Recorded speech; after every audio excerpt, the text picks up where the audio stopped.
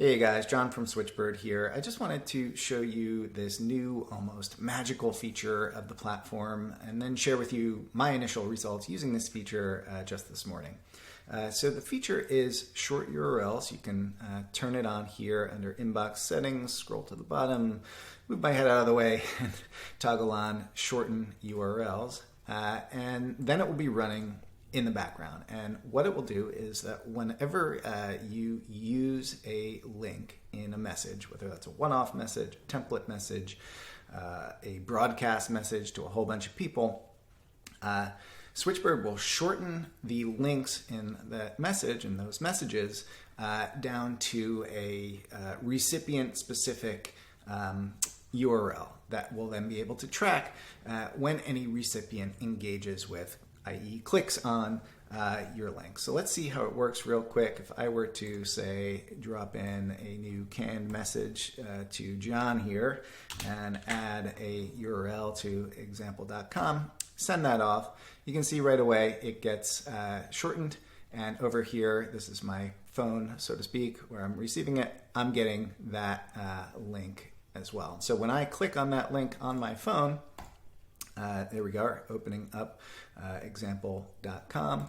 If I look back in my inbox here, I can see that John Hall clicked through to that site at 3:58 p.m., really right at the moment I sent it. Now this is just, a simple but highly effective, and sorry, that's my bird clock, a highly effective way of surfacing engaged people in your audience who you may not otherwise know about. So quick set of stats from my test of this morning is here. Well, so these are not my stats. These are the stats that are commonly trotted out to convince you to do text message marketing, right?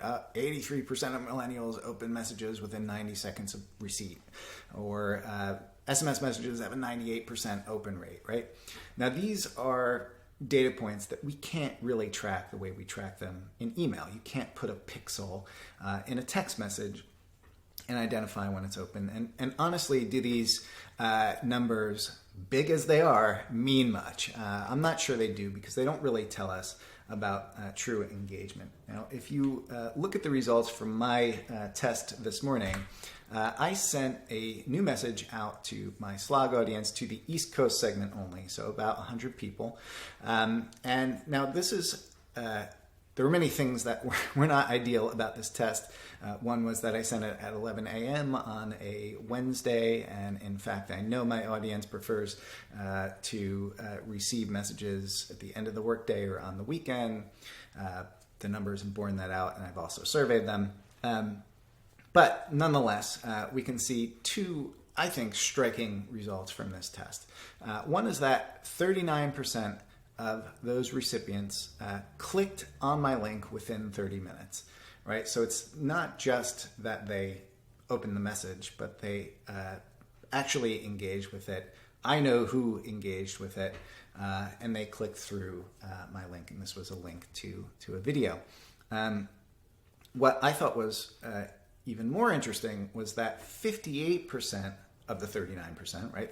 More than half of those folks who engaged with my message didn't reply and don't normally reply, right? So I identified this whole new segment of my audience that is engaging with my content, is interested enough to open, read, and click through it, but don't otherwise let me know they're engaged by replying. Now, I could, of course, use this data, and I would, I'm sure, in a sales context, to then follow up with those people and say, how'd you like the video? Whatever, insert your creepy marketer sales stuff in here. But I'm not going to do that, because I'm not trying to wring any value out of my Slog audience. I just thought it was interesting to see that dynamic at play, and I think it's probably at play in much of the sales and marketing content we put out into the world. So by all means, check out Switchbird, check out this new short URLs, link tracking stuff.